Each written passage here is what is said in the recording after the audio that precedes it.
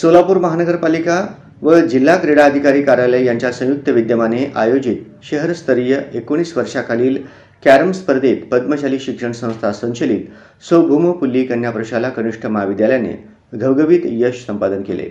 Park stadium Solapur येथे झालेल्या या स्पर्धेत 19 वर्षाखालील वयोगटात सोलापूर शहरातील विविध कनिष्ठ महाविद्यालयाच्या एकूण 45 खेळाडूंनी सहभाग नोंदविला। या स्पर्धेतून अनुक्रमे एकूण 6 विजेत्या खेळाडूंची विभागीय स्पर्धेसाठी निवड झाली।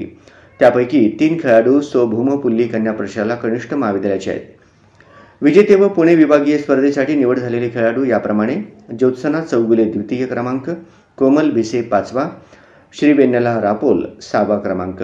सदरील विजयी खेळाडूंना क्रीडा शिक्षक श्री प्रसाद कर्रे यांचे मार्गदर्शन लाभले।